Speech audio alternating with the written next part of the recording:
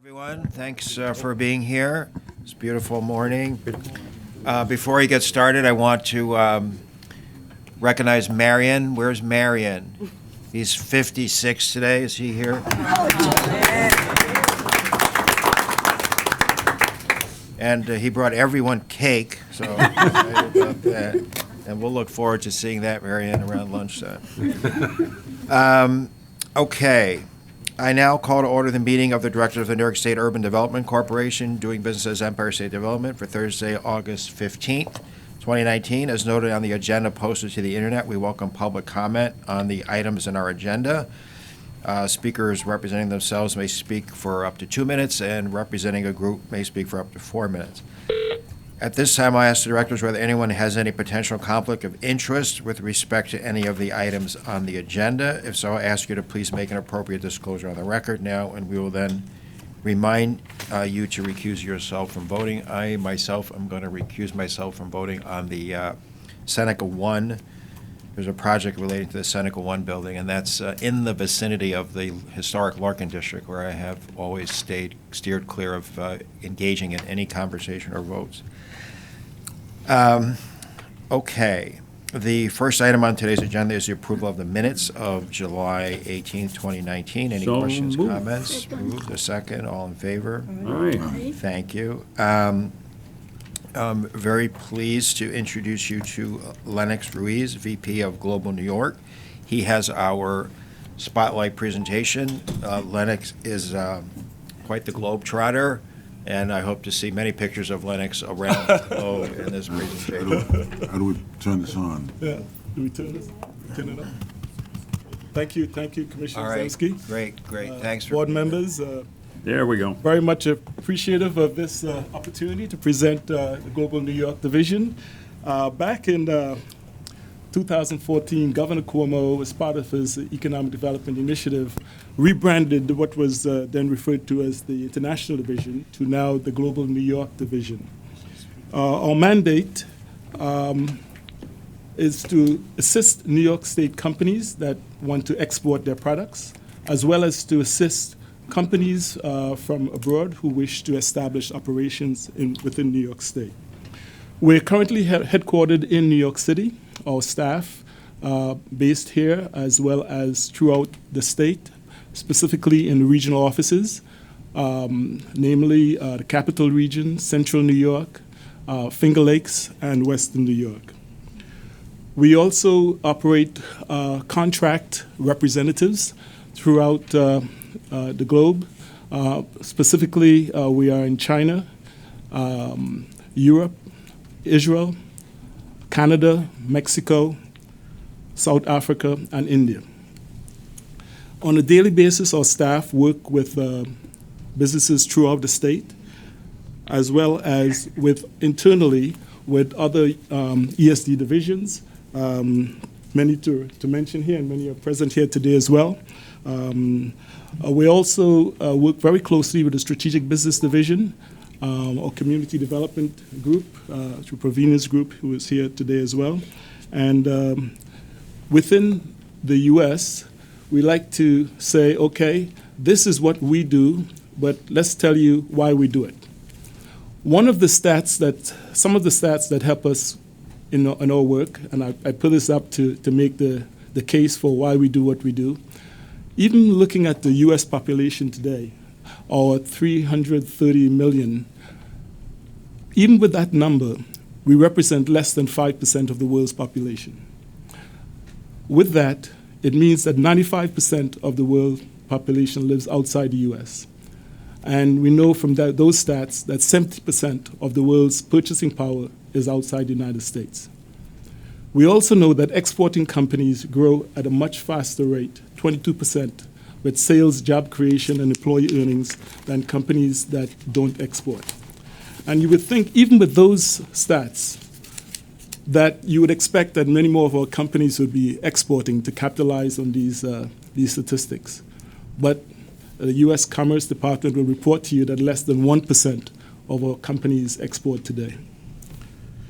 It means that our companies are not taking advantage of our comparative advantage that we have throughout the world.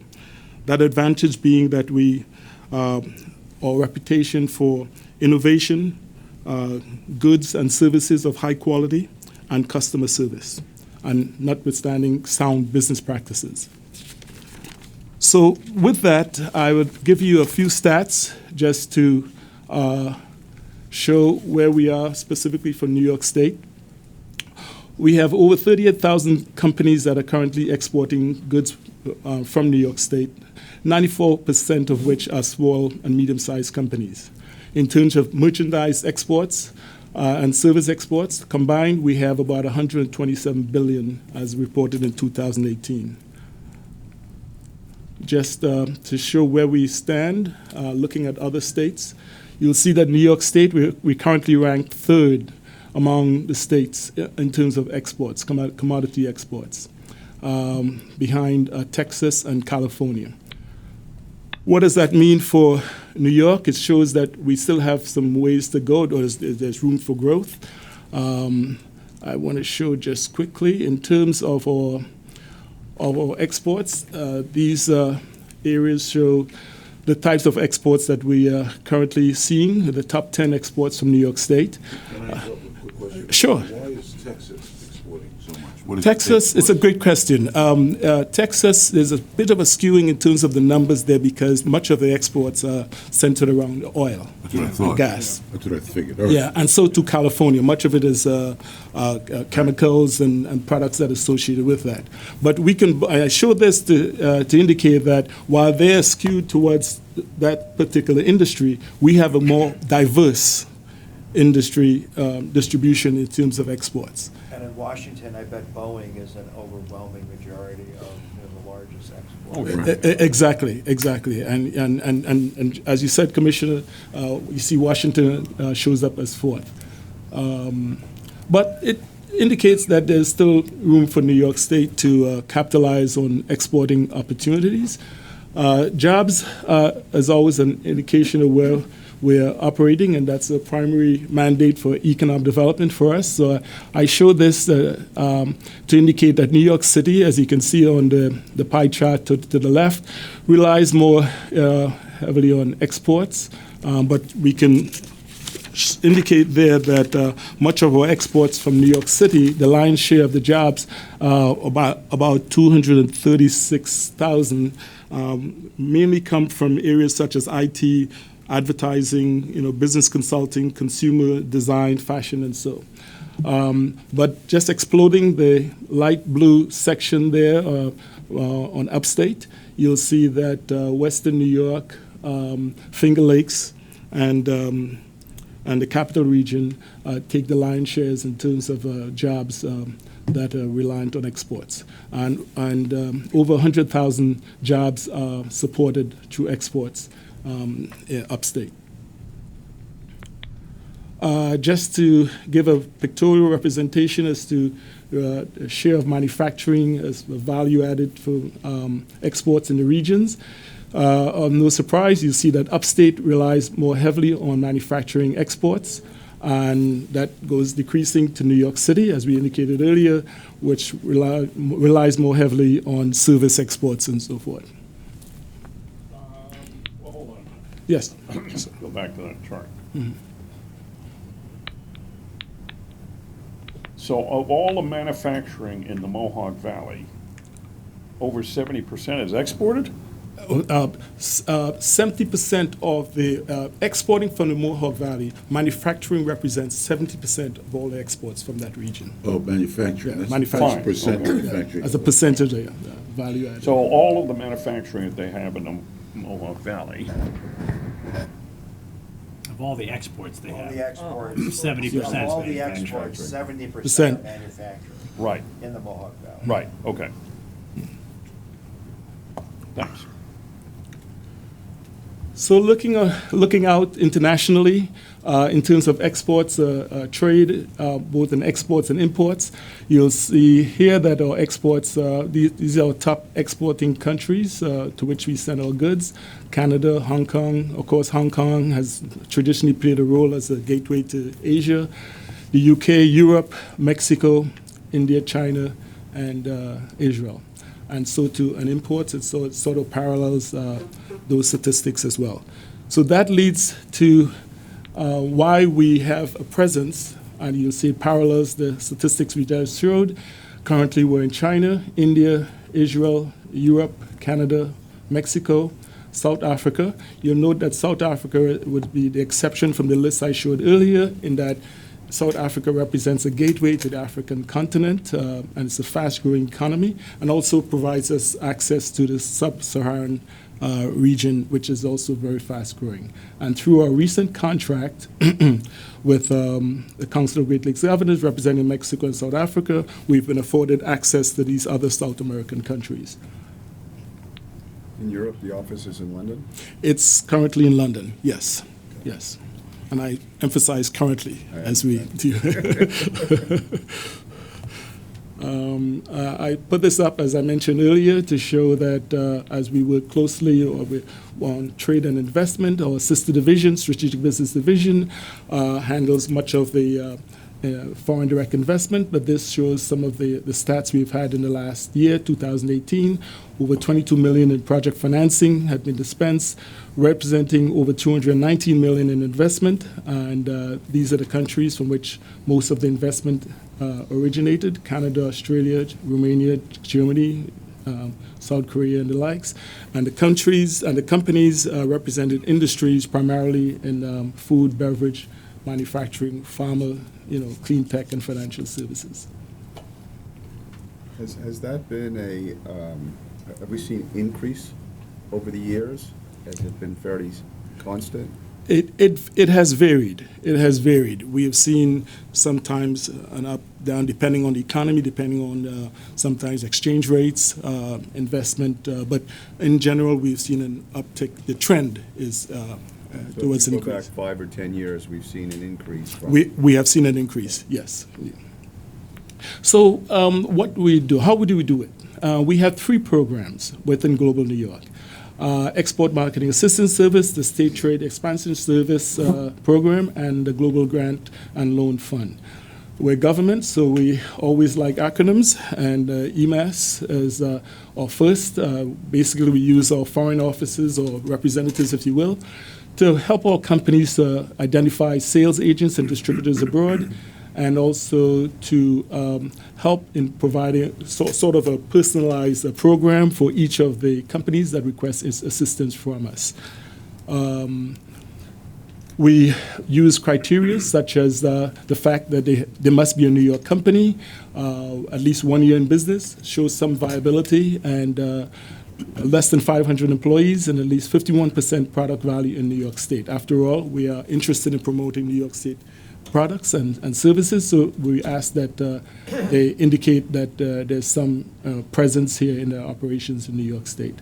And between January of 2018, 2017 to 18, we had 135 applications, of which 116 has been approved. The next program we have, that I mentioned, was the State Trader Expansion Program. This is an initiative from the Small Business Administration federal program, which New York, as with many other states, we participate. We've been awarded $700,000 in the last round of STEP funding, and it's matched in New York State by $233,000. And it's primarily geared towards assisting companies to either start exporting or to expand their exports abroad.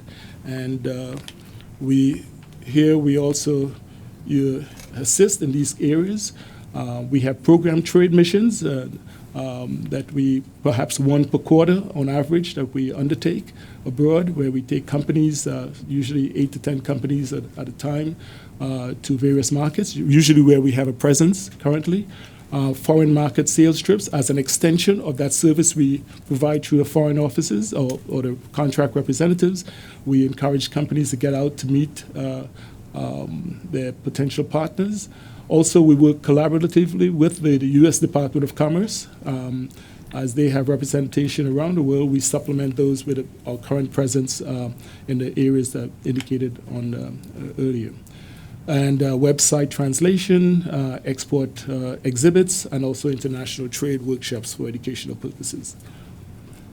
And again, criteria-wise, we use the SBA standards. You've got to be a small business, at least 1 year in business, have a product or service to export, and at least 51% U.S. content. There's the statistics we've shown. You've seen we've been quite successful so far. 235 applications, of which 708 million has been in sales have been reported back already by our small businesses. These are some of the program trade missions, and we've undertaken and are doing currently. We've then done one earlier this year to Mexico, also to Israel. Commissioner Zemsky, I think, have participated with us and led a trade mission to Israel. We are in September. We're doing one to China and Canada, Germany, and South Africa to follow. You'll note here that consistent with those trade program missions, the places where we currently have a presence around the globe. And the final operations we have is the Global Fund. This fund was created by Governor Cuomo back in 2014 as part of the initiative to rebrand the international vision to Global New York. And we use these funds to assist companies through the grant fund in these areas. For-profit companies, we offer $10,000 to $25,000 with a 50% cash match. They've got to have skin in the game. 51% product value within New York State, and 500 few employees. The advantage with this program, you'll note here, is that we are able to assist not-for-profit organizations as well, namely our chambers of commerce and local economic development organizations as well. And these grants range from $10,000 to $50,000. This is an opportunity for our local partners to undertake export assistance for their local constituency. And we ask that they provide a cash match of at least 40%. They've got to have skin in the game. Which local business groups have gotten grants? Just to get a sense. Off the top of my head, I know Buffalo, Niagara has gotten the Brooklyn Chamber of Commerce. We've had, you can think of most of the groups, Center State, Central New York. So we want our partners to capitalize on these as well, work with their portfolio of companies to promote exports. This way we can leverage our resources throughout the state. I understand. And as noted here, we can help with market customization, trade shows, trade missions, export education, product adaptation, market certification, as would be the case in Europe, to get your products into Europe. And for the not-for-profit organizations, we do trade events and trade education. And the second part of this fund is a loan fund, which allows our companies, as you can imagine, there are cases where companies have a tremendous contract that they need to fulfill. The loan fund allows them to be able to use working capital for purchasing of equipment or inventory in order to fulfill contracts that they may have achieved abroad. And we use this is just to show that we do have criteria that we use here. The businesses work through the banks, and ESD provides a loan loss reserve for the companies. After all, we do want the companies to have a relationship with the banks, and Pravina's group manages this program as well, collaboratively with us. I put this up to show that in 2018, we undertook a tour across the state to promote exporting. And we visited 8 of the 10 regions of the state with 6 representatives from globally, and had met with over 250 companies with our professionals. That picture you see there is an actual one from, I believe that was in Binghamton, if my eyes serves me right. So, and these are representatives. They're meeting with companies as we went across the state. Quite successful an opportunity that was. So you've heard from me, but just to take my word for it, I think it's quite appropriate that we have you hear from our clientele themselves with a short video as to what they think of the services that we have been providing so far. So I click on this and... So trend treatments are got multiple.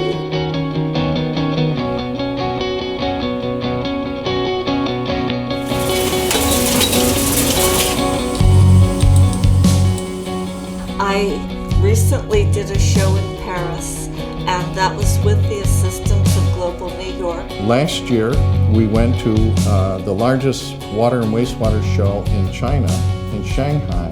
We worked closely with Global New York, and it allowed us to go to a show that we didn't even have it in our budget or on our radar. We're slowly going to move east into the, South Asia, Middle Eastern markets and use Global New York to help us get there. We wouldn't even be thinking China without the Global New York. With the help of Global New York, we were able to now be more confident on the potential and the growth of the company.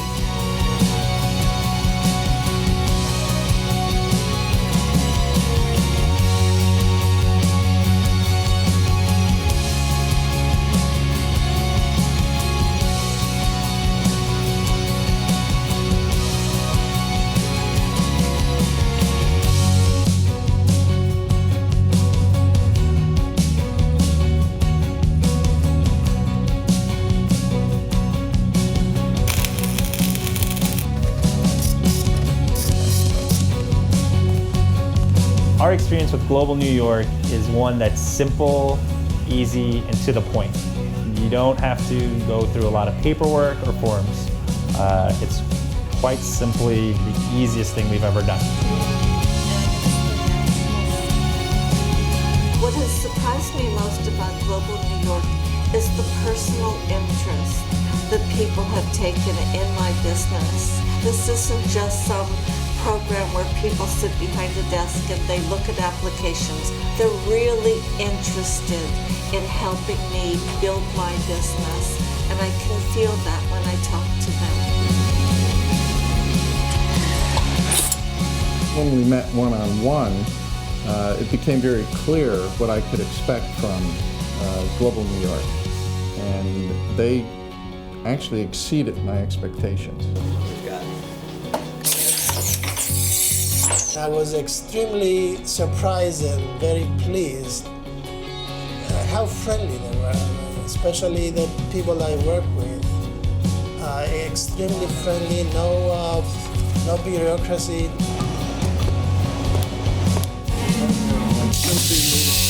What this grant did for us, though, is be able to open up all different markets that we never saw before. I would tell another business to think outside the box and take advantage of this experience with Global New York. Global New York really helps us get our face in front of the customers that want our products that just may not know about us. For me, it's been very profitable. I love Global New York. So you've seen our propaganda video, but at least you heard it from the folks who've been working with us. So that's it. I thank you very much. I hope this was helpful, and we look forward to continue serving and working with you. None of those were paid actors. Yeah, we're paid actors. We can find them. They're upstate, downstate. All right. Thank you, brother. Way to go. Thanks, Lennox. Good stuff. Yeah, and it reminds us that, Lennox, there's no diamond mines in New York State, but the Diamond District obviously has a big impact on exports out of New York City. I did see that. Yeah, we do a lot of precious gems and diamonds and things like that. We are exporting. Yes. A lot of them are being cut here. You're importing Obviously. like maybe the diamond, the raw diamond, Then but we then cut we it do a and lot of send it cutting around. and exporting, yeah. That's interesting. Yeah, we do the value add, which is A lot of perfect. value, yeah. Sure. There is a diamond mine upstate. Is there? There really is. They're not Where actually is it? diamonds, but it's a tourism attraction. You can go in with a hammer and dig out I don't remember the name of the stone, but it's Really? They look just like diamonds. Oh, it's like a zirconium diamond mine? Yeah. Okay. Way to go. Who knew? What else? Let's see. I've lost my place. Boy, Lennox couldn't get out of the room quick enough. He's first at the cake. Given that, Howard, about getting out of the room quickly. Yeah. We got to go. Some of us Have a have been time. invited to an event that the governor's holding at the city bar Oh, okay. across the way, so. Right. You're on notice.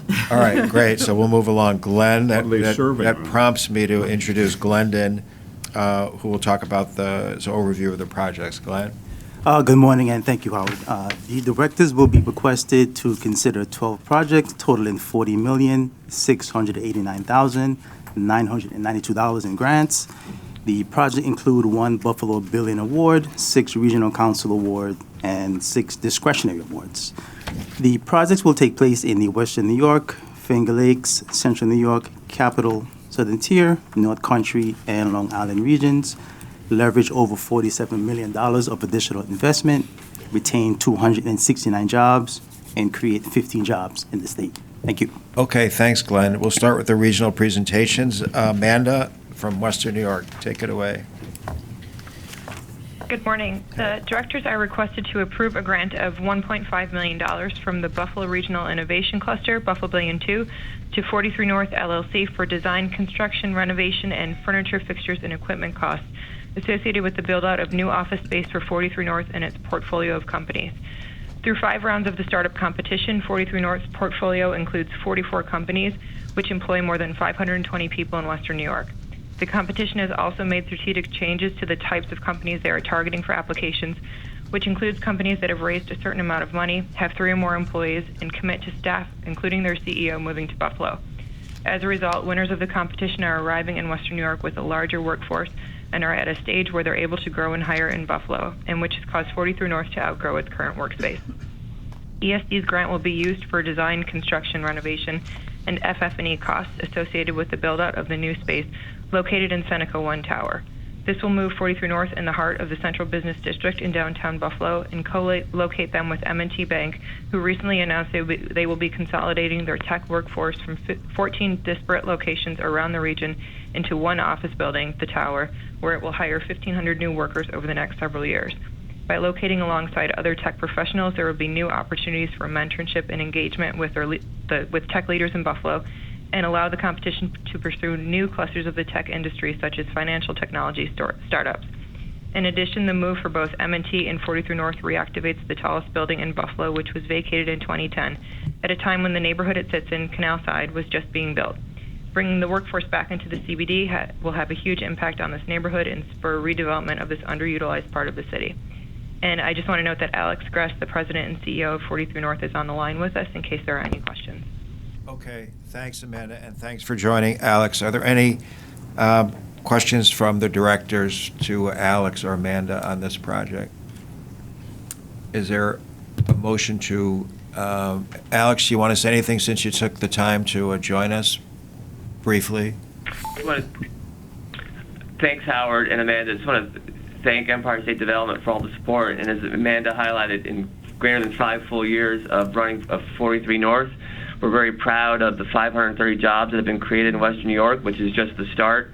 And these are companies that have gone on to raise north of $250 million in follow-on funding. In the process, we've created a diverse portfolio with over a quarter female founders and about 20% founders of color. And we plan to continue and accelerate the growth of those past successes. So thank you, Howard, Amanda, and ESD for the support. Okay, great. Any questions from directors? Is there a motion to approve? Second. Second. I'm going to recuse. All in favor? Aye. Aye. Okay, great. Thank you very much. Next up, Viniac Esposito from the Finger Lakes. Good morning, Howard. Good morning, directors. I have 3 projects for you. Vinny, let me interrupt. I should have asked if there's any comment from the public on that item that we just ran through, trying to get out in time. Okay, but thank you for the reminder. Take it away, Vinny. Sure. I have 3 projects for you this morning. The first is a $1 million Regional Council capital grant for Unither Pharmaceuticals, which makes single-dose medicine products in Henrietta. This was for a $10.8 million expansion and equipment modernization that was completed in April. The second project is for a location change to the MCC, which is Monroe Community College's Finger Lakes Workforce Development Center project. This was a URI priority project with $5.4 million. It was originally intended to go and was temporarily located at Eastman Business Park. Since the project was approved, MCC's downtown campus has proven to be extraordinarily successful in a location that would offer strategic advantages for the project, and therefore they'd like to move it to that location, which will provide operating efficiencies and additional opportunities for students at that campus already. The third project is the continuation of the Illuminate New York, what we call the Photonics Venture Challenge. Very similar to 43 North. This is a business competition and accelerator program run by NextCore for photonics, optics, and imaging startup companies. This is a $15 million, 3-year extension of that competition program, which has recently completed its second year and is successfully operating out of the Sibley Building in downtown Rochester. Be happy to take any questions. Okay, thanks, Vinny. Any questions from directors on either of these 3 Finger Lakes projects? Any comments from the public on any of these items? Is there a motion to approve all 3?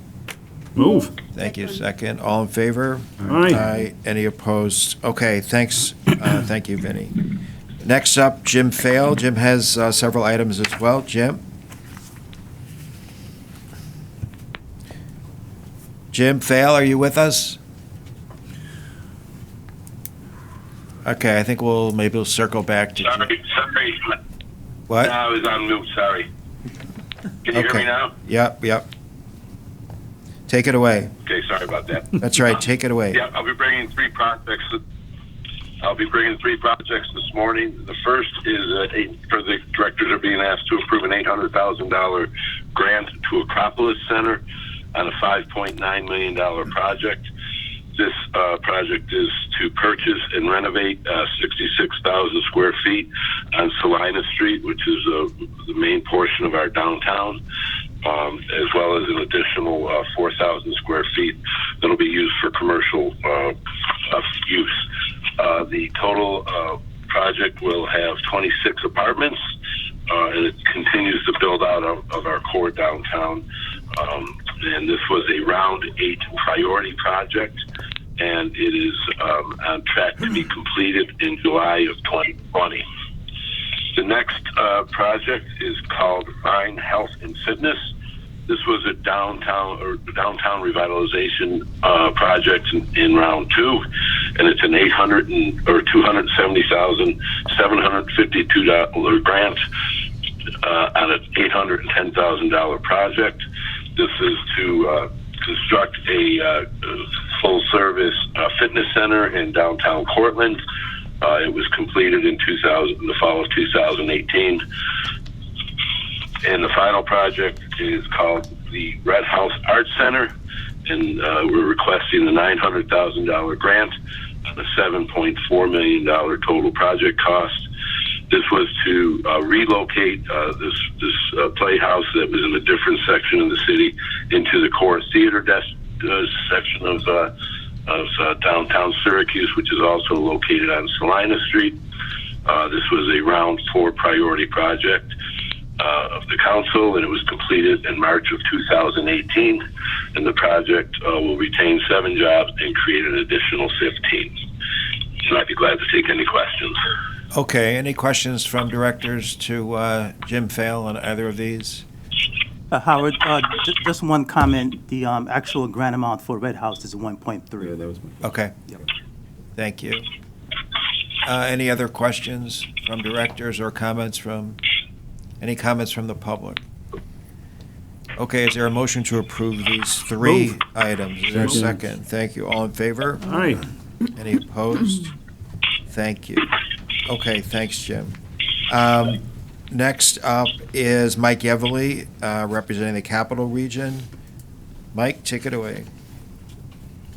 Good morning. This month I will be requesting the directors approve one project, a $2.9 million grant to Hudson Valley Community College for a $14.5 million renovation and expansion at their main campus in Troy. The project also includes a purchase and installation of machinery equipment to increase enrollment in their Advanced Manufacturing Technology Program major. The project was a CREDC Round 7 priority project, and it's consistent with our strategy of expanding skilled workforce and talent pipeline and enhancing our regional workforce. The AFC program currently has 95% of their students securing employment before graduation, with most graduates staying local and finding positions with local companies, including Global Foundries, GE, Waterville Lead Arsenal, and Simmons Machine Tool. The project's been completed and a ribbon cutting schedule for this month, August 27th, and the center will open on September 2nd to start the 2019-2020 academic year. Howard, take any questions. I think Liz will agree that I need to recuse myself on this grant to a SUNY campus. Yes, that's wise. Okay, noted. Let the record show. Let the record show. Any questions for Mike on this item? Any comments from the public on this? Is there a motion to approve? Move it. Second. All in favor? Aye. Aye. Any opposed? And Cesar recuses. Okay, thank you very much, Mike. Donna Howell has a upstate revitalization initiative from the Southern Tier. Donna? Good morning, directors. And actually, I'd like to also introduce Tom Scriver, who is calling in on the phone from Cornell University. He is the director of the Center for Regional Economic Advancement, as well as Cornell University's Entrepreneur in Residence. And this morning, we are asking the directors for a $15 million URI grant for the food and agriculture competition, which is now being called Grow New York, and this is for the 3 URI regions. So it is the Southern Tier as well as Central New York and the Finger Lakes. That's intended to attract new companies to the region, as well as cultivate those that are here, and then establish the area as this food and agriculture innovation center.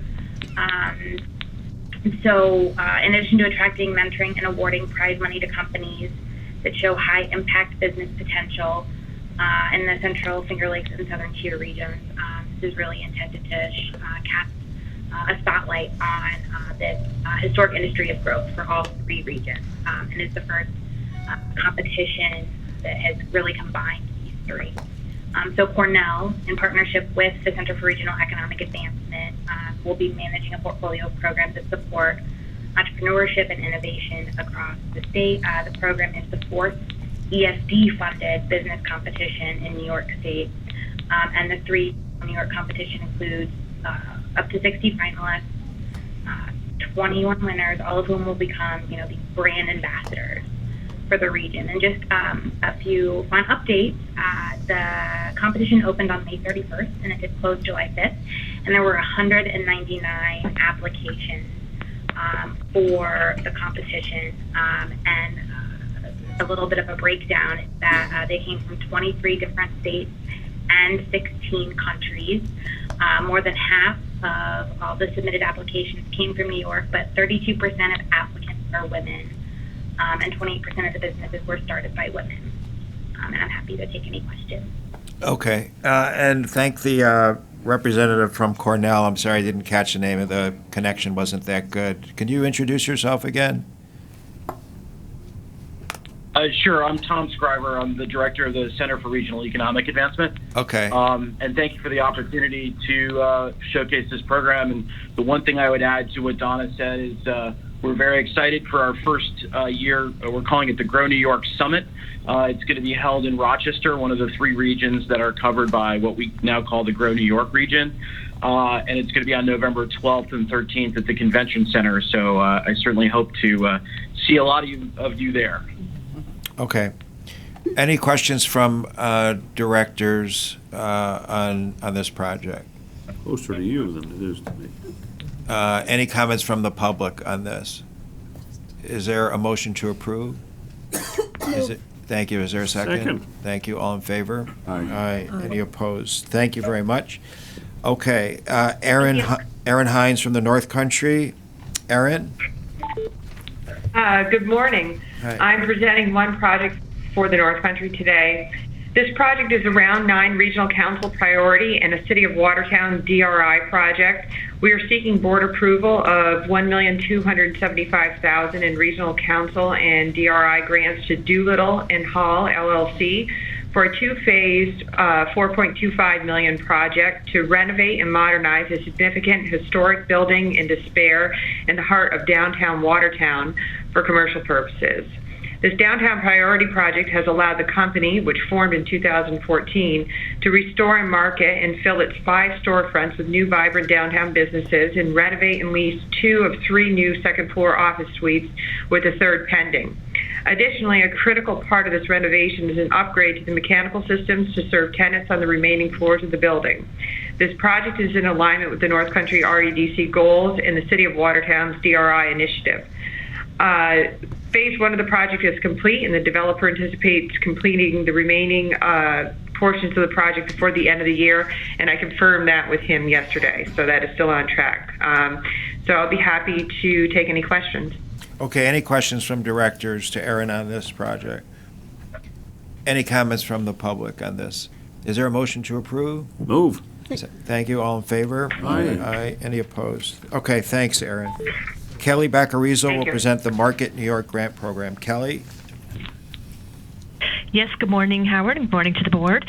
Market New York has one working capital project awarded in round 8 of the REDC awards that we'll be presenting today for the board's approval. A working capital grant of $254,240 has been awarded to the Association of Surfing Professionals, also known as the World Surf League. This for-profit organization will use the grant funds to promote Long Island and New York State to fans worldwide, highlighting the region as a world-class surfing and coastal destination by launching a landmark professional surfing competition. New York's Longboard Classic is kicking off in just a few weeks, September 6th through the 12th on Long Beach. The grantee will have a mix of print, online, and social media marketing to promote the event, with the end goal of increased visitation and tourism economic impact to the overall Long Island region. And if anyone has any questions, I'd be happy to answer them. Okay, any questions for Simone on this from the directors?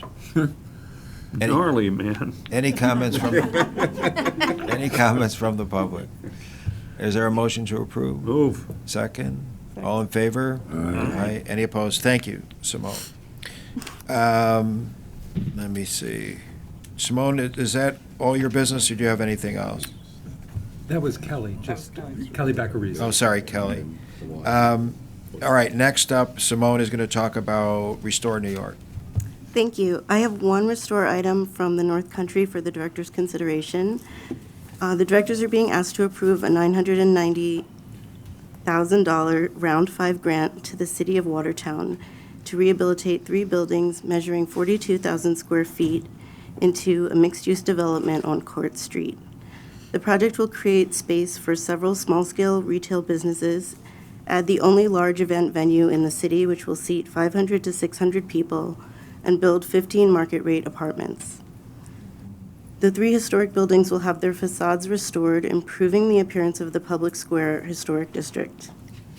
These businesses are expected to draw a large and diverse customer base to the end of Court Street. The project will be complete in December 2019 at a cost of $1.1 million. Thank you. Okay, thanks. Any questions from directors to Simone? Any comments from the public? Is there a motion to approve? Move. Second. All in favor? Aye. Aye. Okay, thank you, Simone. New York Ventures, we have 4 items from the New York Ventures team.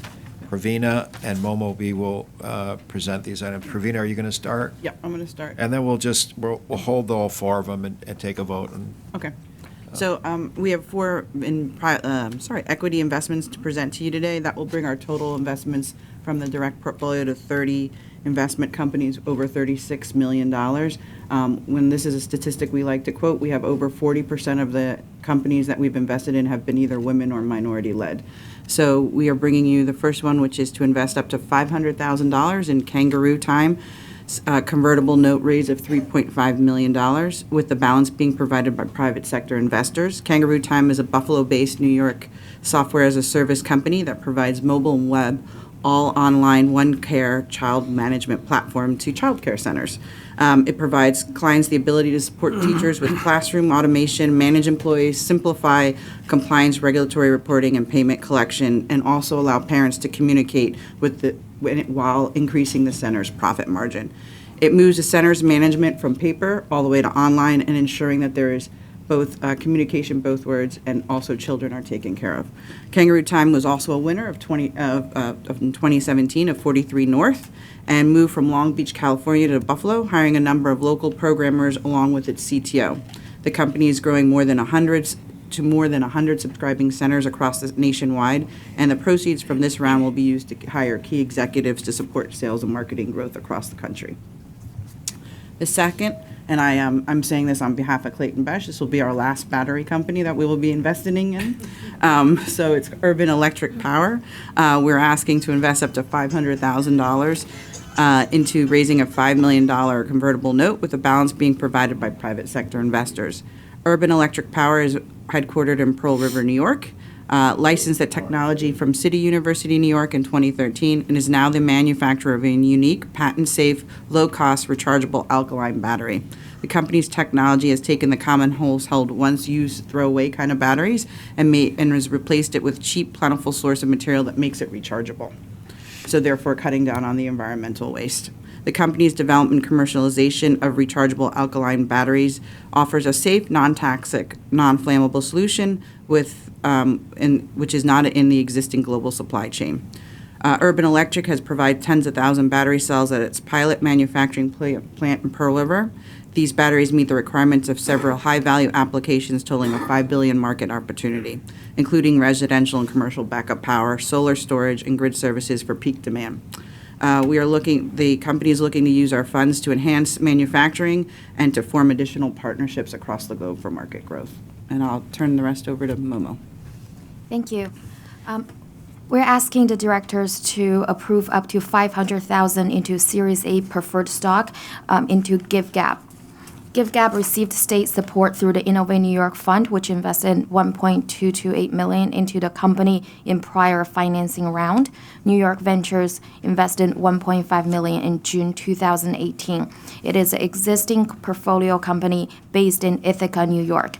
GiveGap has developed a software platform that manages fundraising and donor engagement activities for nonprofits. The company recently completed an acquisition of Kimbia, a competitor in the nonprofit space, has dramatically increased the size and scale of the company. GiveGap is now focused on accelerating its growth and is expanding its team, added 30 new jobs to its Ithaca office in 2018. In order to fund its activities over the next 18 to 24 months, GiveGap is reopening the Series A round and raising $1.5 million in preferred equity with the same terms and valuation. The post-money valuation on the round, including conversion of the previous convertible note, will be $27 million.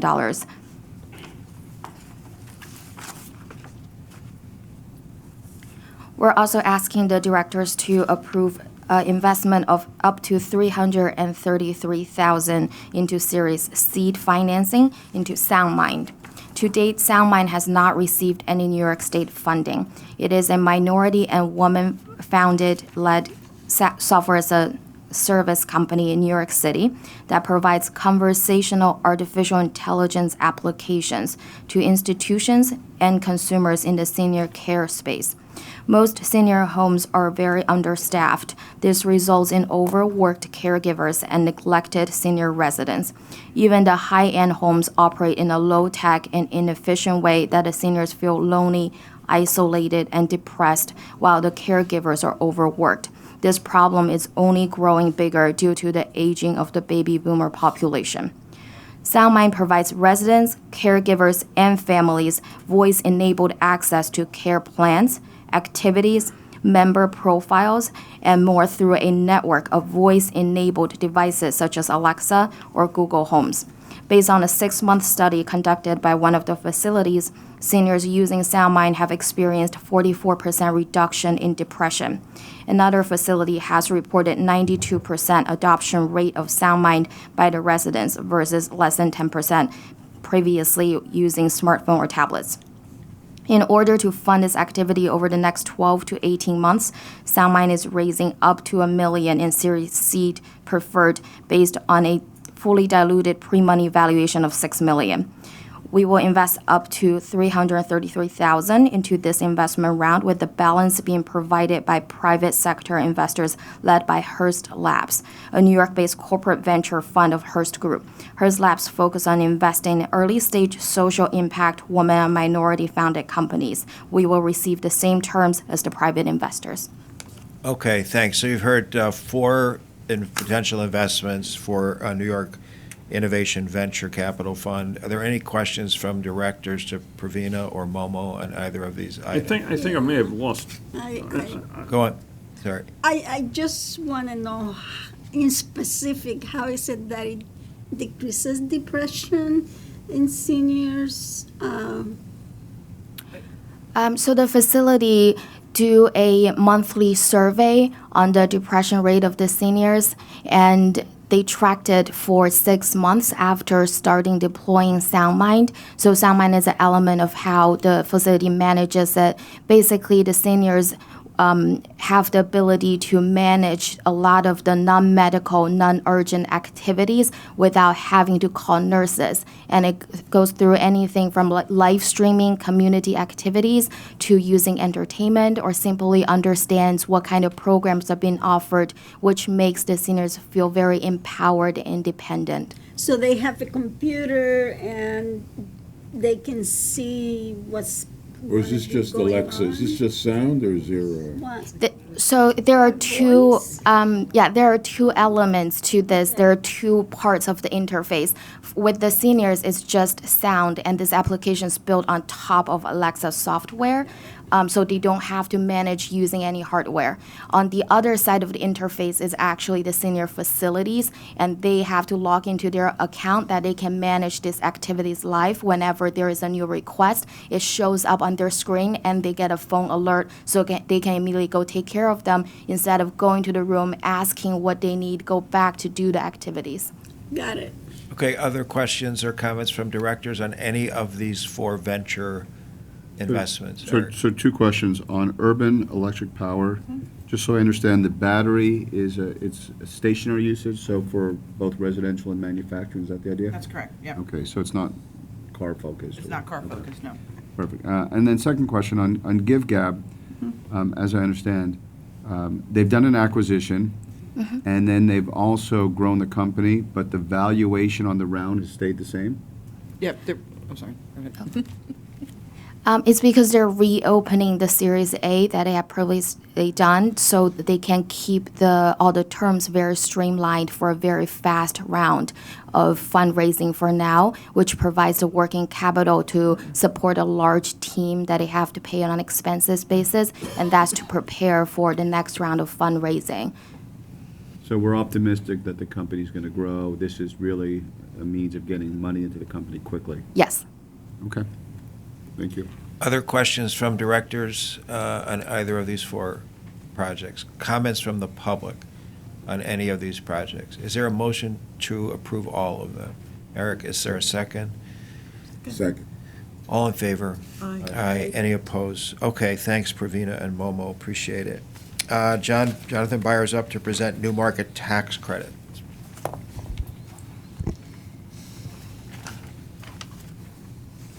Good morning, and thank you. The New Market Tax Credit Program, enacted in 2000, offers a non-refundable tax credit intended to encourage private capital investment in low-income communities. Investors who make qualified equity investments in community development entities reduce their federal income tax liability by claiming the New Market Tax Credit, or NMTC. Unless the ESD board separately approves a grant, no ESNMC or ESD funds are expended on New Market Tax Credit projects. Although Empire State New Market Corporation, an ESD subsidiary, approves the project for NMTC purposes, the UDC Act requires the ESD board to separately determine that any such project would otherwise be approved by ESD and then demonstrate one or more goals. This past February, the ESNMC board and the ESD board approved the reallocation of up to $2 million of previously approved New Market Tax Credit financing to an affiliate of Aldi Inc. to finance the construction and/or renovation of an Aldi food store in Buffalo and one in Ogdensburg, New York. The Ogdensburg store is no longer a viable option for timely ESNMC support, and an Aldi store in Oswego is being requested as a substitute. Yesterday, the ESNMC board adopted a GPP, a general project plan, to amend its original approval to reflect this substitution. The financing will still be used by the borrower to pay for renovation costs, purchase equipment for the stores, and pay related costs. These stores will provide local underserved communities with increased access to fresh, healthy, and affordable foods. The price point and location of each of these stores help increase access to fresh food at affordable prices. 30% of floor space in a store is dedicated to fresh vegetables, meats, and dairy products. Through this investment, 15 jobs are expected to be retained. ESNMC will negotiate, issue, execute, and deliver all necessary transaction documents to close the project. The project will meet two of the UDC Act goals by creating or retaining jobs in low-income communities and increasing the provision of goods and services for low-income community residents, which would otherwise not be available. The directors are accordingly requested to prioritize and approve the project based on the Empire State New Markets Corp. Board findings and general project plan and take related actions. Have you? I have two items. If you want me to do the second, I can. Yeah, do the second. Okay. Yesterday, the ESNMC Board approved an allocation of up to $4 million of federal new market tax credits to make two investments. For one, the historic rehabilitation of a building located on a brownfield site to create a small business incubator focused on the food industry at 37 Chandler Street. And two, equipment, working capital, and related expenses for the expansion of a growing local brewery owned by a women-owned business located at 166 Chandler Street, known as the Thin Man Brewery Project. Both projects are located in Buffalo, New York. For the 37 Chandler Street project, it is estimated that approximately 16 permanent living wage jobs will be created. 81.3% of the jobs are expected to be entry-level accessible positions for low-income individuals or residents of low-income communities. The Thin Man Brewery project is expected to create and retain approximately 10 new local jobs, with approximately 7 of these to be entry-level labor jobs. All of the jobs are expected to be entry-level jobs, paying living wages. There is also strong support from local stakeholders for both projects, and both projects are part of a neighborhood redevelopment plan, the Tonawanda Street Corridor Brownfield Opportunity Area. The project sponsor is investing approximately $50 million of other funds into this corridor and has already completed 2 buildings and leased them to small businesses. New York State legislation requires ESD to select and prioritize projects demonstrating one or more goals.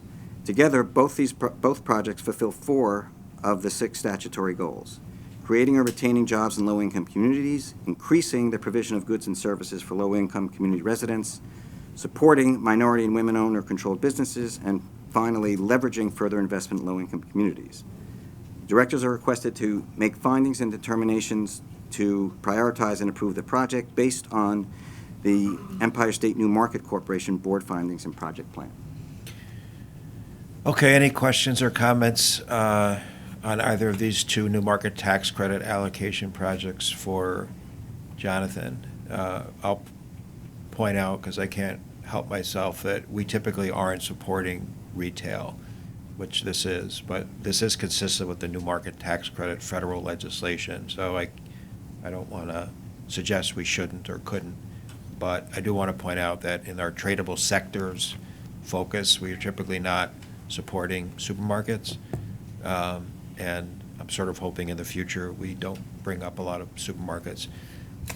These are, considered to be in quote-unquote food deserts, which are like, there isn't a supermarket within about a mile or so, but it is unusual, I would say, that we have a project with a limited assortment supermarket on our agenda. So I just want to point that out. Anyway, any other questions or comments? Any comments from the public? Is there a motion to approve? No, so hold on a minute, let me just ask a question. There's the brewery, right? Yes. That's one. How much is that? The brewery, the brewery total through the entities is what, about $5 million? $2 million. $2 million. And the food markets? The food markets are $2 million or $2 million. Can we separate them? That's a new market tax. That's a new market allocation, right?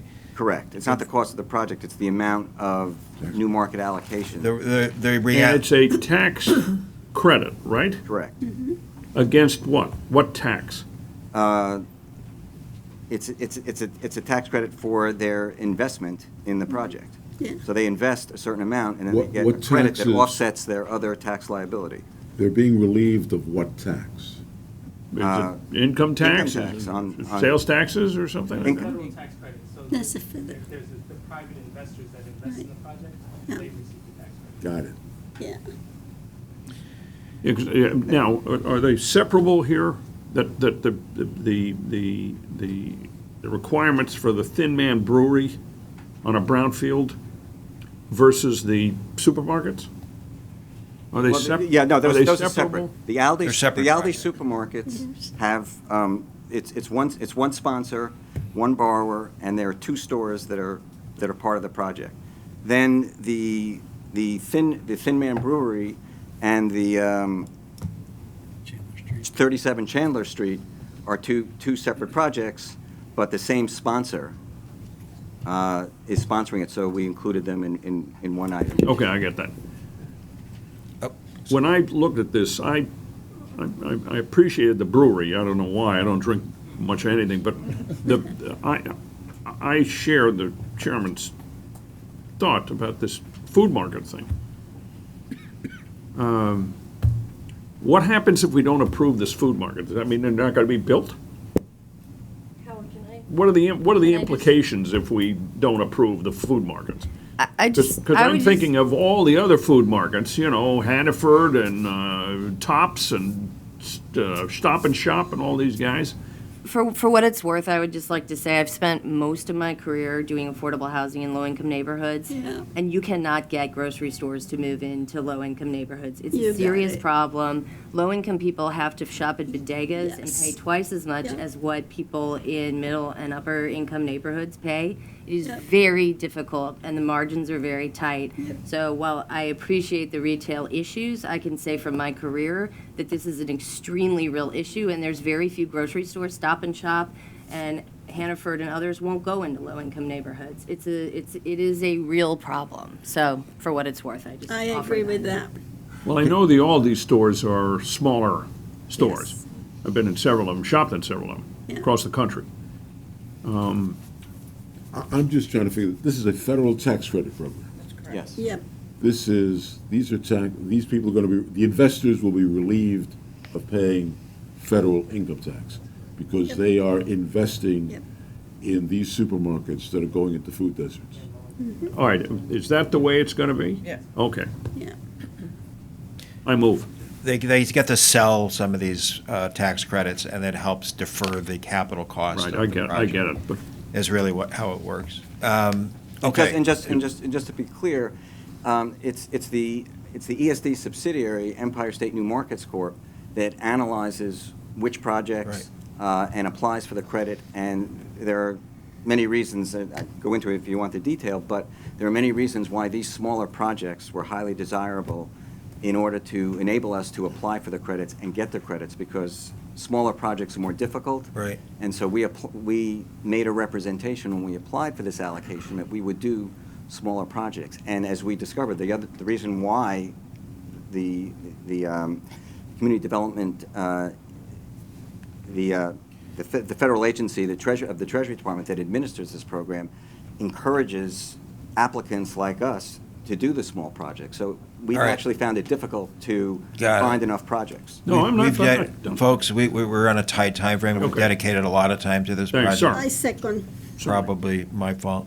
But let's, are there any I'd other have comments? brought up what you were bringing up. Can we have a motion to approve? Move, yes, I Is there a move it. second? All in favor? Aye. Any opposed? Thank you. Okay, thank you. Hey, look, I haven't been difficult to deal with for 4.5 years, so. It was bound to happen. I appreciate you selecting me. I'm sorry, was there any comment from the public on this? I should have asked that. Oh, I'm sorry. All right. Just wanted to get clarification. All right. Toby, will present item related to Atlantic Yards Land Use Improvement and Civic Project. Toby. Good morning. The directors are being asked to authorize amendments to the Atlantic Yards Project's modified general project plan and to authorize all related actions. I'll give a quick overview of the project to put these modifications into context. The Atlantic Yards Project is on a 22-acre site that will comprise of over 7 million square feet of development. The project's initial general project plan was affirmed in 2006 with modifications in 2009, 2014, and 2015. The project will deliver significant infrastructure improvements, transit connections, and community benefits, including a healthcare facility that's already opened at Building 3, a public school that is currently under construction at B15, an intergenerational community center, and 8 acres of public open space. In 2014, Forest City Ratner and Greenland USA established a joint venture, and the project's affordable housing completion date was expedited by 10 years. 2,250 units of affordable housing must be built by 2025, or the developers pay a fine of $2,000 per unit per month after the delay. The Barclays Center and 4 residential buildings have been completed, consisting of 1,242 units, 782, or 60% of which are affordable.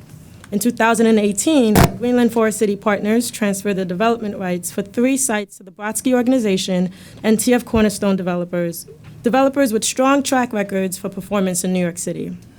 2 buildings, B4 and B15, led by the Brodsky Organization, are currently under construction.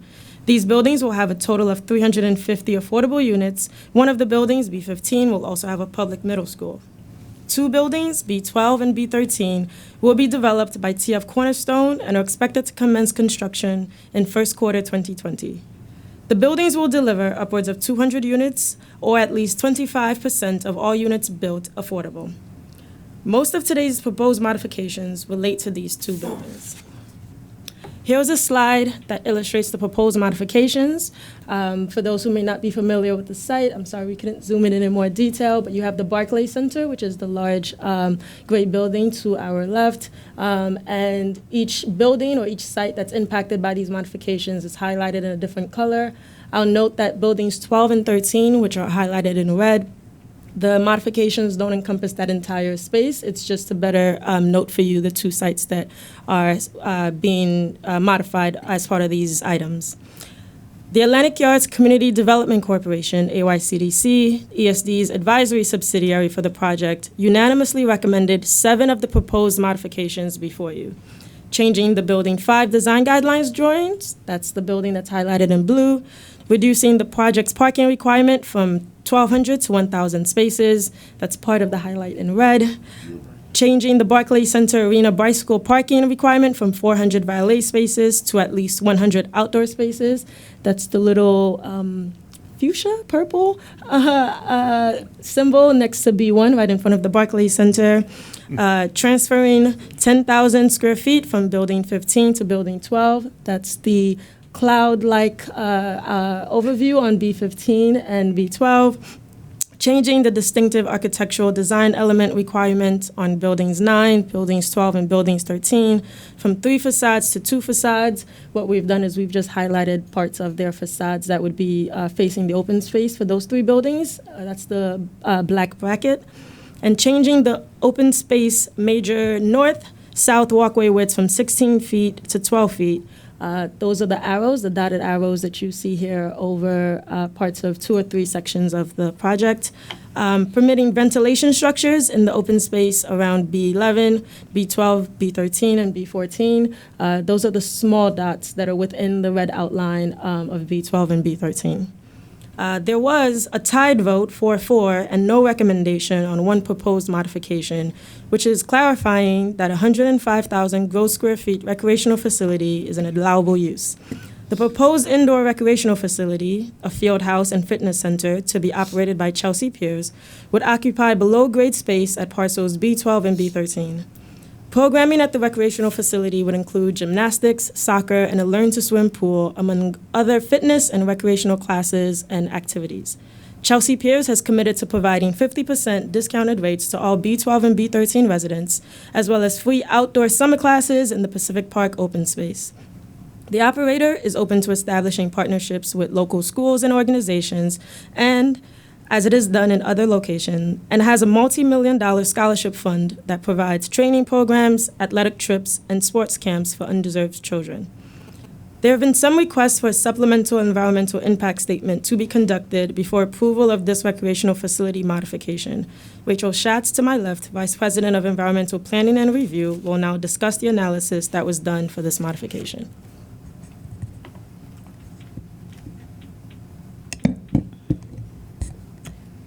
Good morning. As Toby explained, the Atlantic Yards project has been to the board for GPP approval and modification a number of times. With these GPP approvals, the directors have also made determinations pursuant to SECRA, most notably in connection with the FEIS completed in 2006 and the supplemental EIS completed in 2014. For the GPP modifications being presented to you today, ESD staff, with assistance from our consultants and counsel, prepared a technical memorandum, or tech memo, which assesses whether these proposed GPP modifications would result in any new impacts that were not already identified and studied in the project's previous environmental reviews.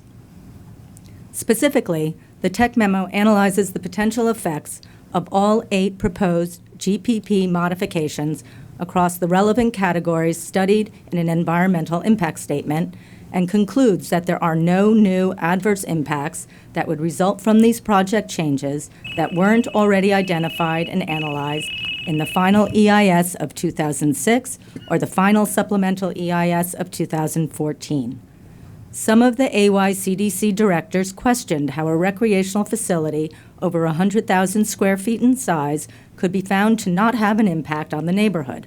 The proposed indoor recreational space is a use that has always been permitted by the GPP and the design guidelines, and it is only the use's location below grade rather than at street level that requires clarification and is therefore the subject of this GPP modification and tech memo review, not the use itself. The proposed recreational facility is consistent with the previously approved project. The primary environmental concern raised at the AYCDC meeting was whether there will be additional traffic generated by the recreational facility. The tech memo compared the traffic generated by the proposed recreational facility on sites B12 and B13 to traffic associated with the approved ground floor retail use at B12 and B13 that had been studied in the 2014 SEIS. Trip generation estimates for the proposed recreational facility were based on standard methodology references, data provided by the operator for comparable facilities, and travel surveys administered for this assessment. The resulting trips were found to be of such minimal difference from what we had identified in the 2014 FSEIS for all categories of trips: private vehicle, taxi, subway, train, bus, foot, and bike, especially when distributed over the network of intersections, crosswalks, and pathways through the open space, that it was determined that the resulting effect would not be perceptible. A further qualitative factor contributing to the tech memo's conclusion is that the below-grade parking garage on Block 1129, where B12 and B13 are located, would have a reduction to 693 spaces upon approval of the reduced parking GPP modification before you, compared to 1,970 spaces in the 2006 FEIS and 910 spaces in the 2014 SCIS.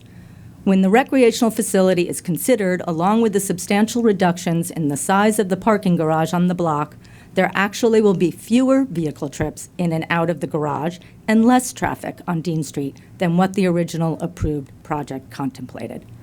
SECRA does not require that every new project change be the subject of a supplemental environmental impact statement.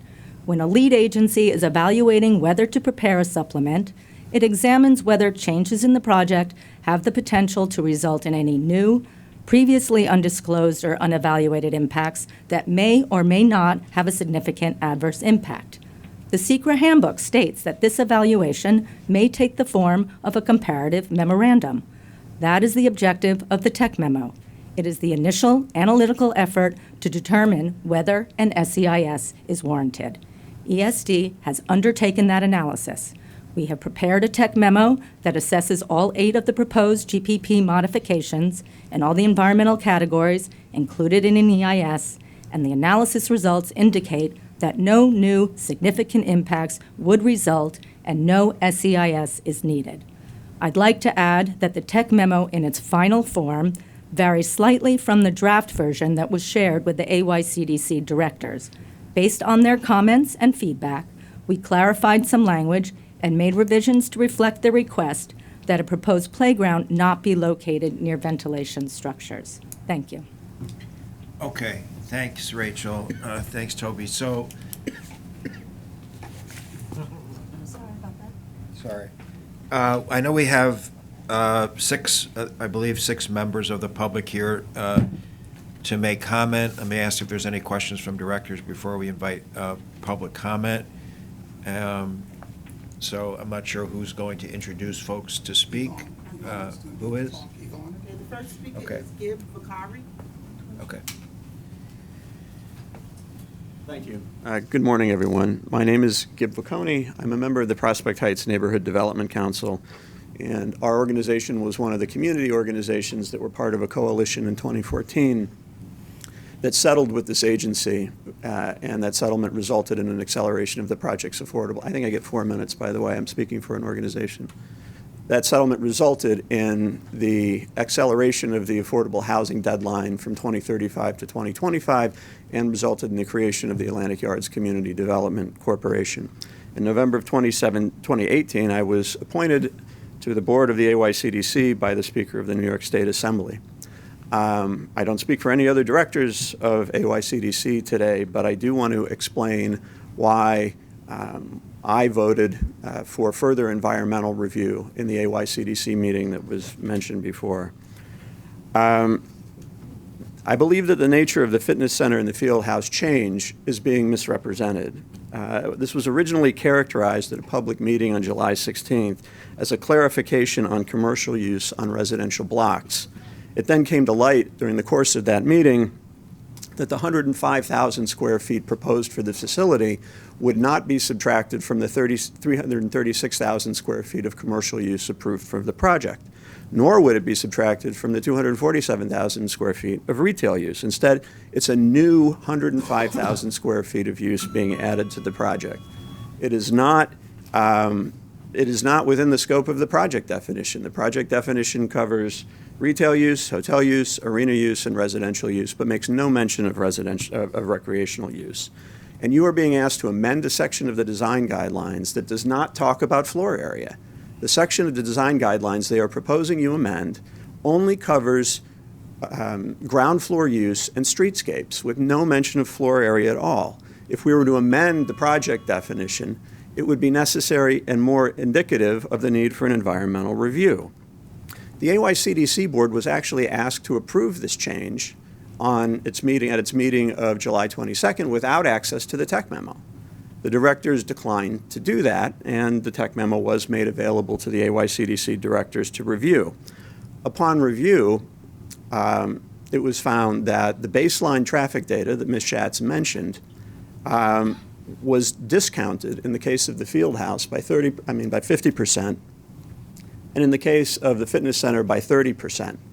I asked the consultants at the time where those discounts came from and how they were arrived at, and I was told that they were supplied by the operator of the facility as what they believed was an appropriate discount given the location of this facility versus their other facilities. And I'm sorry to put it in this light, but what that means is a party with the interest in the outcome of your vote was allowed to manipulate key data in the tech memo recommending no environmental review. That cannot be considered appropriate, in my view. Nor is the exchange of parking, the reduction of parking, an equal swap for putting in a fitness center. I think everyone who understands real estate in New York City knows that parking is an expense for the developer. It is not some kind of a profit center. And it has been the experience at the Atlantic Yards project thus far that the parking requirements that have been specified are far in excess of demand. So the parking cut is actually an economic benefit to the developer, as is the fitness center. So the case has not been made for an approval of this change without environmental review. And I would urge this board to break this question out separately, approve the other 7 changes that were described, but not approve the change for the field house and fitness center. Thank you very much for your time. Okay, thank you. Elizabeth Martin.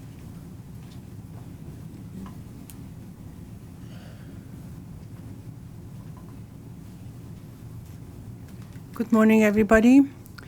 I am here for the residents who live directly across this project on Carlton Avenue and Dean Street. I would like to call to your attention that we have many local problems that this board never addressed. These problems are new since 2014. We have major parking problem. We have a new postal distribution center that moved in across these two proposed buildings. We have various new businesses that opened on the other side across from these two buildings. We have parking problems. There's a bus going through. The cars are parked constantly on the sidewalk. And there is no parking for police. There is no parking for firefighters. There is no parking for emergency vehicles. There is no provision to have a drop-off area for any of these buildings because the tenants of these buildings have a tendency to have cars. They buy cars as soon as they move here, or they use taxis and other vehicles. And we have a major problem with double and triple parking. To take away garage space that is badly needed, we need a self-parking garages, not a garage where you stack the cars, because people who live in these buildings, they might be working somewhere else and they need a car. They cannot wait 2 hours they can retrieve their their cars. And reducing the parking space is very, very unfair to us, to all of us. We need affordable parking garages and take care of the existing problems, address the problems of UPS, the post trucks, the businesses, vehicles, the driving school. There's a driver's school who are always double, triple park on the streets. They need to be put into a garage, or the private cars need to go into a garage. This facility at the Chelsea Piers, my daughter used to go there, has a large parking garage that they use, that can be used, and I use it when I would take her there. So please, this is very wrong to spend our to give away our taxpayers' money. Okay, thank you. David Tewksbury?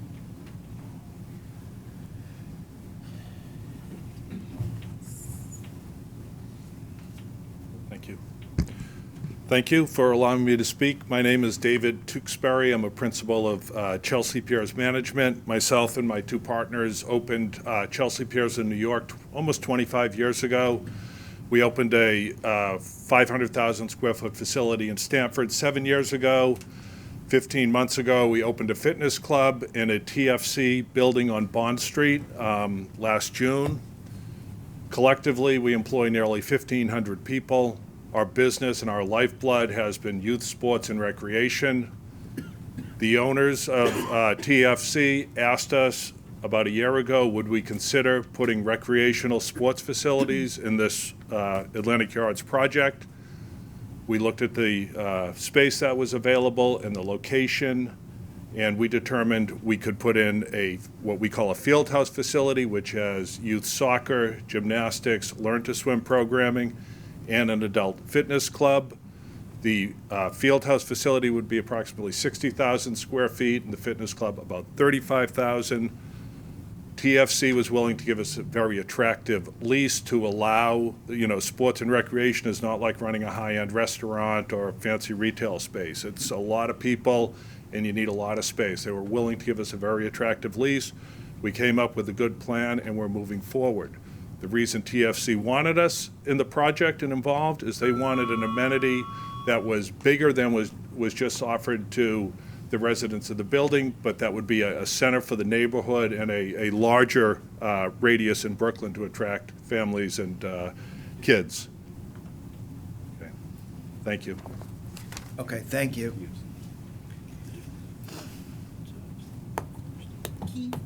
Are there any other speakers? Keith Smart.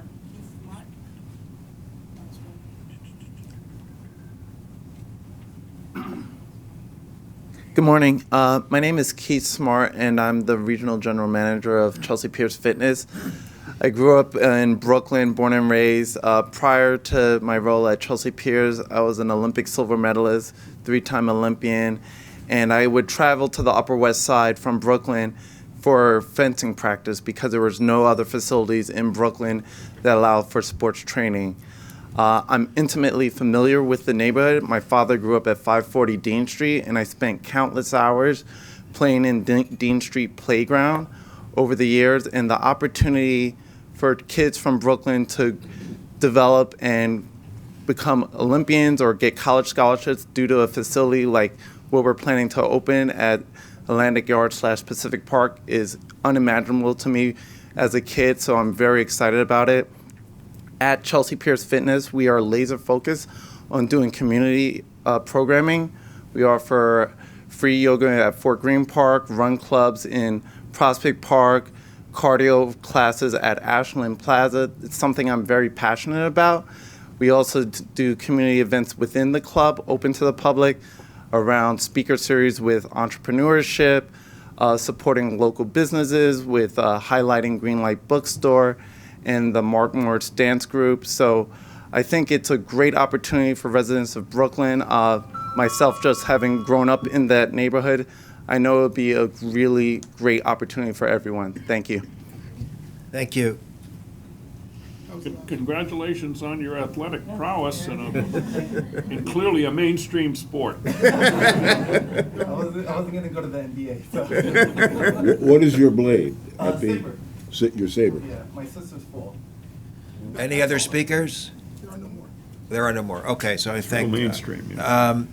So, Rachel, you've. My grandchildren do epi. We've done a lot of VIS work. I've been here almost 5 years, and I know how thorough we are. Can you just speak to the directors about some of the comments and just your own, based on your own considerable experience, how confident you are that we have really, are following the laws in terms of SECRA and the tech memo and, Sure. how ESD has addressed the issue. And just to piggyback on what Howard is saying, to address that SECRA, the law supports this finding.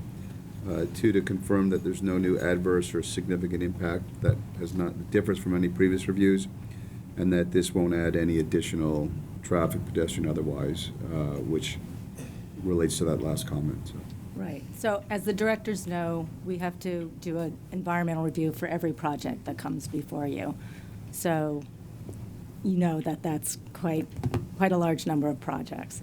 And we have prepared many EISs for projects that deserve the EISs. There are definitions within the SECRA regulations that very clearly define when a project is suggesting the need for an EIS. And as you know, on this project, we have prepared an EIS. We did it back in 2006 with the original project, and then we did a supplemental EIS in 2014. We've had GPP mods before on this project. We've done tech memos before. We do tech memos frequently on our projects where we've conducted an environmental impact statement. The purpose of the tech memo is to take a look at what is before you. How does that differ from what has been analyzed before? Does it result in any impacts that had not been identified, analyzed, and mitigated? And if the conclusion at the end of that analytical process is no, then there is no requirement to prepare an SEIS. That's what we did here. The size of the project was indeed considered, which is why we undertook the traffic analysis. The use is something that is compatible within the project's GPP framework and the design guidelines. It doesn't create any land use impacts. It doesn't create any neighborhood character impacts. The trips, as we described, fell within an acceptable range from what we had already identified. In addition, reducing the parking eliminates further trips that would have been coming in on Dean Street. And we are confident that this is following the secret regulations to the T, and that we have done exactly what is required. Okay. Is there a motion to approve? Move. Second. Is there a second? All in favor? Aye. Any opposed? Okay, thank you very much, appreciate it. Emma Sukanik will now present an item related to the Restoration Center Industrial Project. Emma? Good morning. The directors are being asked to approve an amendment of the general project plan for the Restoration Center Industrial Project to authorize the modification of the related ground lease with RDC Commercial Center, a subsidiary of the Bedford-Stuyvesant Restoration Corporation, and to take related actions. The Bedford-Stuyvesant Restoration Corporation, or Restoration, is the oldest community development corporation in the nation. In 1978, in consultation with the City of New York, UDC Commercial Incorporated, a subsidiary of ESD, acquired property in the heart of Bedford-Stuyvesant from Restoration and leased it back to them for a de minimis rental payment in lieu of taxes to the city to enable the development of Restoration Plaza, a full-block complex comprising offices, community facility space, restaurants, and retail, including a supermarket. This project was realized through a general project plan, the Restoration Center Industrial Project. Today, over 500 people work at the property and over 1.5 million visitors come to the site annually. Restoration provides services that support the community's economic development, including job training, youth employment, and small business training, as well as cultural and educational programming. Restoration's 40-year ground lease was set to expire in October 2018, but last May, Restoration requested, and the ESD board approved with the consent of the City of New York, a one-year extension to allow Restoration to continue providing these critical economic development services to the Bed-Stuy community while they weighed the ramifications of exercising their purchase option. Over the past year, Restoration has been reviewing options for purchasing and redeveloping the property, but they've requested more time to refine their plans, fully engage community stakeholders, and complete an environmental review for their proposed redevelopment project. To this end, Restoration has requested this second extension to their ground lease. Proposed modifications to the ground lease include a 5-year extension of the lease, changes to the rent schedule to phase out the full tax abatement and phase in payments in lieu of taxes to the city over the additional 5 years of the lease, a new default provision requiring Restoration to exercise its purchase option for the land prior to the formal commencement of a rezoning under the city's Uniform Land Use Review Procedure, or ULURP, and the addition of a 30-year restrictive declaration that would be placed on the leased premises if and when Restoration exercises its purchase option. The restrictive declaration would include these restrictions in compliance with the state's MWBE goals. We have worked closely with the City of New York on the modifications to Restoration's lease, and they, along with Restoration's mortgagee, Goldman Sachs, will provide the requisite consent to the lease modifications and GPP amendment. Thank you, and I'm happy to answer questions. Okay, thanks, Emma. Questions from directors on this project? Any comments from the public on this? Is there a motion to approve? Move. Second, all in favor? Aye. Okay, you were compelling, Emma. There you go. Next up, Allison Beha, and she'll present the Bronx Psychiatric Center Land Use Improvement Project. Allison. Thank you. Good morning. Today we're presenting the directors with a general project plan and draft environmental impact statement, or DEIS, for the proposed Bronx Psychiatric Land Use Improvement Project in the Bronx, New York City.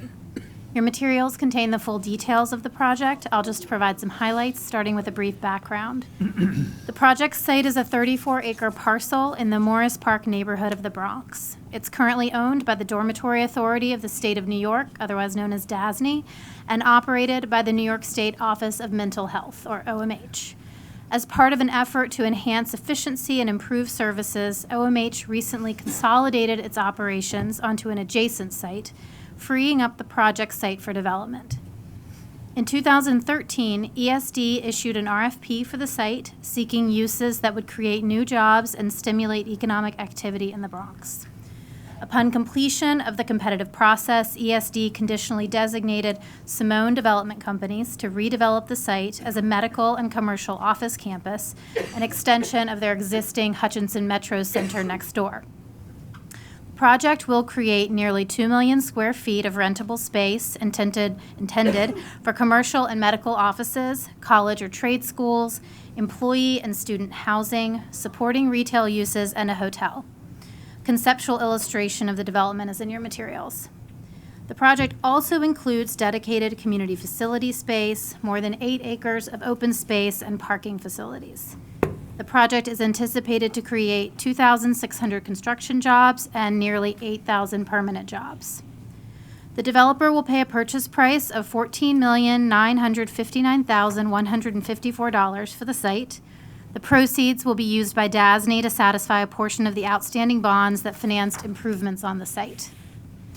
In order to effectuate the project, ESD will override zoning to allow for development that is contextual with its surroundings. ESD is creating design guidelines for the project to be applied in lieu of zoning. A DEIS was prepared by environmental consultants AKRF and has been reviewed by ESD staff and outside counsel. You can find the design guidelines and the DEIS in your materials.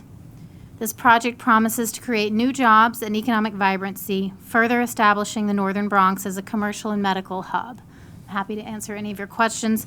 We're asking the directors to accept the DEIS, adopt land use improvement findings, adopt the GPP, authorize a public hearing, authorize ESD to acquire and dispose of property, and related actions. Thanks. Okay, thanks, Allison. Can you remind us, or Holly, when did this project first show up on our radar screen? How long has this been active? 6 years. We RFP'd it in 2013 when OMH was sort of certain that they would be moving, consolidating next door. Yeah, okay. Thank you for the presentation. Any questions from directors on this important item? The one thing I would just add on, part of why this has taken so long is the environmental has been really complicated. What the original proposal was for significantly more development, and because of traffic implications and air quality, we've actually had to reduce it. So our environmental team has been working tirelessly with real estate on that. Did the tenant mix also change? What the uses were going to be? No, that's been the same. It just got, what, just thinned out a little? Yeah, we've just had to reduce the development and phase it into 2 phases, and the second phase will only be able to happen if a access ramp is added to the Hutchinson Parkway. Yeah, because when I saw this, I said, oh boy, we're getting going on this thing, because it's been kicking around for a while. Well, you can see the real estate team's been busy. What, we must have 35 members of the real estate team? Oh, 5, sorry. Well, okay, any other questions or comments from directors?